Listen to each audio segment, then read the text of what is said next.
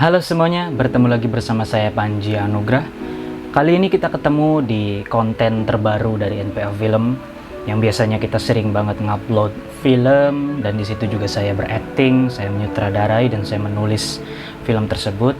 Bahkan NPA Film juga sempat membuat video klip ya, ada Racun Asmara dan juga Gecok Pare. Nah, kali ini konten terbaru dari NPA Film yaitu adalah ngebahas film-film yang sudah saya buat, yang mana saya sudah buat sendiri filmnya, dan juga ya alhamdulillah udah sekitar 10 lebih film yang udah saya buat untuk channel NPA Film ini. Nah, film yang pertama saya akan bahas adalah film terbaru yang baru aja rilis, yaitu Nagih Warisan, yang alhamdulillah ya, alhamdulillahnya banyak yang nonton. Itu 1.100 orang yang sudah nonton, dan itu menjadi film NPA yang banyak lagi penontonnya, karena dari tahun 2021 sampai 2022 NPA Film jarang dan bahkan hampir tidak pernah menyentuh angka 1.000 penonton. Yang paling banyak tuh kemarin Habibie Habibah episode 1, 600 penonton. Bahkan yang ada lagi video klipnya Racun Asmara itu juga 600 penonton. Ada lagi di balik layarnya Racun Asmara itu 700 penonton. Ya, nggak ada yang tembus 1.000, dan alhamdulillah Nagih Warisan ini tembus 1.000 di tahun 2022 sebelum nanti akhirnya kita bikin film lagi untuk 2023. Nah, kali ini saya akan ngomongin seperti yang ada di judul videonya.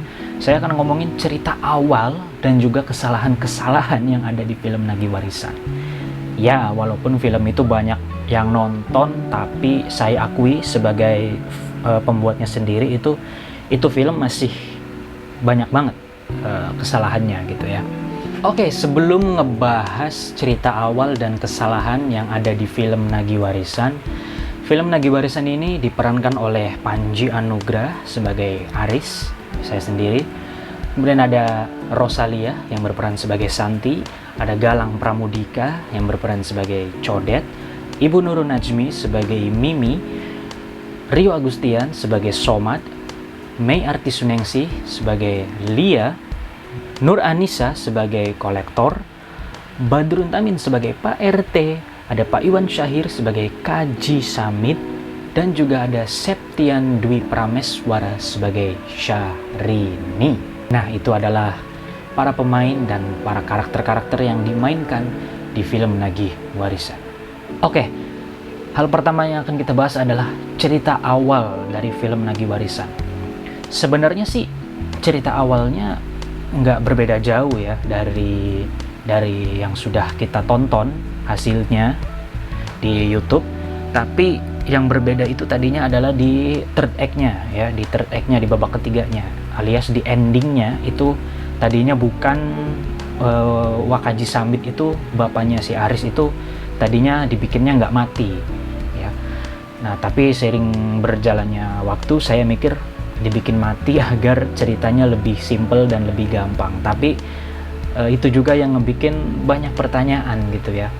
Nah, sebenarnya cerita awalnya itu Haji Samit itu tidak mati ya. Wakaji Samit itu diceritakan datang ke rumahnya Aris dan minta maaf sama Aris karena dia gagal memberikan warisannya sama Aris gitu.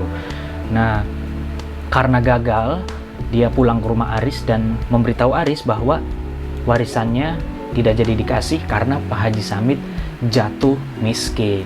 Nah, jadi cerita awalnya itu bukan dibikin mati, tapi dibikin jatuh miskin. Haji Samit dibikin jatuh miskin. Nah, karakternya si Septian yang jadi Syahrini itu tadinya ingin ada di ending gitu ya. Ingin ada di ending itu diceritakan bahwa si Galang ya, si Codet itu menyuruh si Syahrini untuk datang ke rumahnya Aris dan berpura-pura menjadi Santi gitu ya.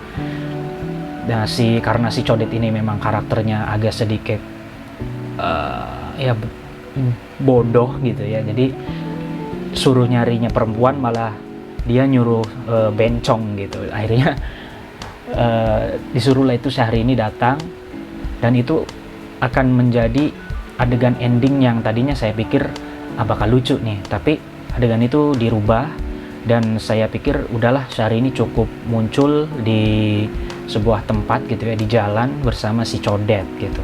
Saya pikir itu aja udah lucu lah. Itu pun mungkin adegan yang banyak banget ditunggu sama semua orang ya. Nah, tadinya endingnya itu seperti itu. Jadi si Banci itu, si Syahrini itu tadinya mau dimasukin ke ending.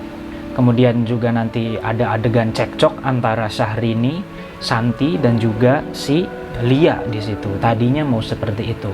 Kemudian ketika mereka bertiga sedang cekcok, si Aris pusing, si Aris bingung, datang Pak Haji Samit yang harapannya Aris ingin memberikan warisan, tapi malah minta maaf ke Aris karena beliau tidak jadi memberikan warisan.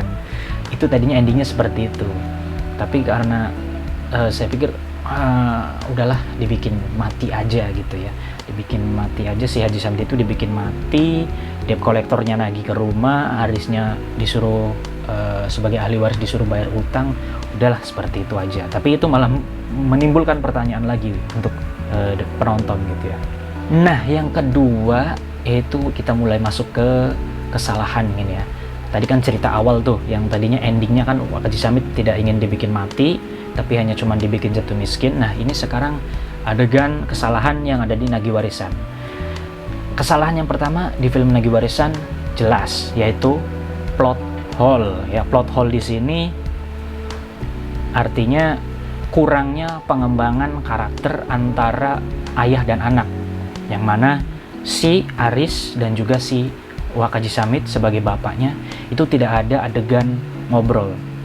Ya, tidak ada interaksi antara mereka di sepanjang film. Saya juga dikomplain banget ini sebagai kritikan buat saya dan masukan buat saya juga. Itu kenapa Aris nggak ada adegan ngobrol sama Wak Haji Samit? Katanya Wak Haji Samit ingin ngasih warisan ke Aris, tapi kenapa kayak nggak akrab gitu ya? Nah, itu menjadi plot hole. Jadi plot hole di film Nagih Warisan itu tadi yaitu nggak ada adegan Aris dan bapaknya itu ngobrol gitu ya. Seenggaknya ada interaksi 1 scene, 2 scene, 3 scene gitu ya. Tapi tadinya saya mau bikin, cuman oh ya juga ya gitu, keburu syuting dan keburu selesai juga, dan keburu rilis teaser juga, keburu rilis trailer juga, jadi nggak sempat ngejar buat reshoot. Jadi itu jadi plot hole gitu ya. Nah, kemudian kesalahan berikutnya adalah banyak banget dialog yang hilang gitu ya. Kayak misalkan scene berantemnya Aris sama Santi itu sebenarnya dialognya lebih panjang lagi, tapi karena memang kebutuhan durasi juga, jadi banyak banget yang dipotong gitu. Sebenarnya ini adegan cekcok antara Aris dan Santi di scene 1 itu sebenarnya panjang banget, tapi dipotong pun hasil akhirnya masih tetap panjang gitu ya, sekitar 3 menitan gitu. Kalau enggak itu 4-5 menit gitu satu scene gitu ya, adegan cekcok itu. Nah, kemudian kesalahan berikutnya yaitu adegan Mimi dan Santi ya. Adegan Mimi dan Santi itu di dubbing. Itu sih jangankan kalian ya, saya juga sebenarnya kesel banget kenapa adegan itu harus di dubbing. Adegan drama Mimi dan Santi itu harusnya menjadi adegan favorit saya, karena di situ dialognya aslinya tuh bagus banget. Dialognya bagus, banyak pesan yang disampaikan, tapi pas syuting audionya kacau karena waktu itu kita masih pakai mic boomer ya, masih pakai buyah, dan nggak tahu kenapa kabel buyahnya error, jadi audionya tuh kecil banget, jadi nggak ketolongan. Daripada hasilnya jelek, kita rilis aja, kita biarin aja, masa sih hasilnya jelek tetap dirilis gitu ya. Akhirnya kita dubbing, dan dubbing pun ternyata tidak menolong ya. Harusnya itu jadi adegan kesukaan saya sih, tapi karena kesalahan audionya, jadi ya mau gimana lagi, di dubbing. Ya juga sih, adegan itu harusnya bagus banget loh teman-teman. Harusnya adegan itu bagus banget, seriusan, kalau nggak di dubbing.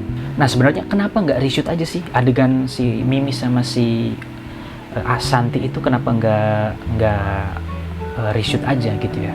Sebenarnya sih ada niat mau reshoot, tapi permasalahannya si pemainnya, si Rosalia itu keburu dia ngecat rambutnya. Kan dia di film ini rambutnya pirang ya. Nah, selesai syuting tuh dia diwarnain hitam. Dan mau reshoot adegan itu pun dia rambutnya udah hitam, udah beda. Nanti nggak continuity, tambah parah lagi, tambah jelek lagi. Jadi ya udah mau gimana lagi, solusinya dubbing. Tapi ternyata dubbing tidak menyelesaikan masalah.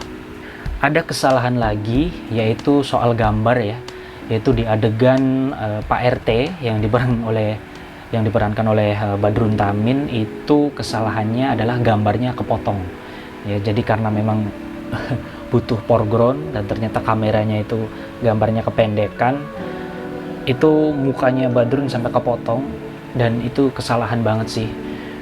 Kemudian banyak banget yang nanya nih, Ji, istrinya si Somad itu kan dipinjem sama Aris, si Lia itu.